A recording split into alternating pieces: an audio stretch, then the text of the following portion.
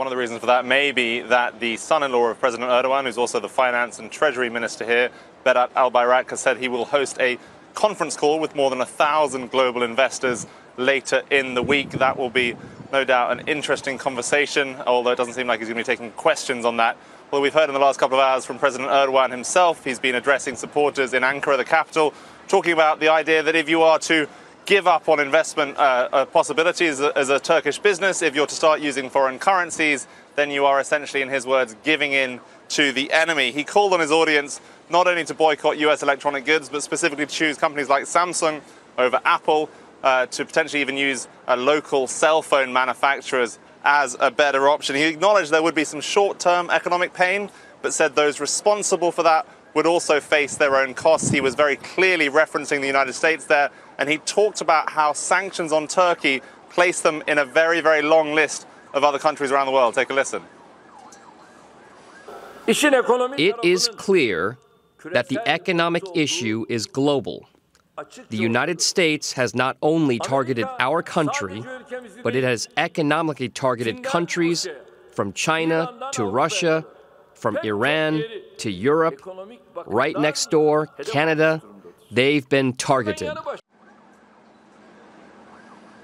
Pretty extraordinary language as well in terms of the uphill battle that essentially he said Turks face today. He likened it not only to the 2016 failed coup attempt, also to the Gallipoli battle in the First World War, as well as some medieval battles that Turks were involved in. He said Turks had to fight together to take on this foreign enemy.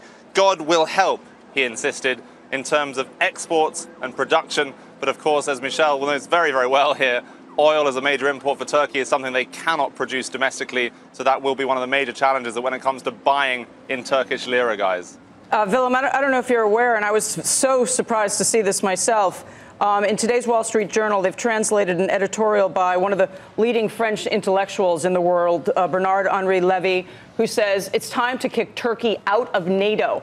I mean, never in my life did I think that we would see something like that. A reduction in the size of the NATO being considered at all would be extraordinary. So it's incredible how Erdogan has really turned people on him, what normally be traditional allies. What's the business community talking about there? When I look at the situation, it seems to me we're going to see a big wave of defaults because the corporations there owe so much money in dollars or euros, they're not going to be able to pay it back. We're talking about major numbers of defaults, which have got to have some kind of ripple effect.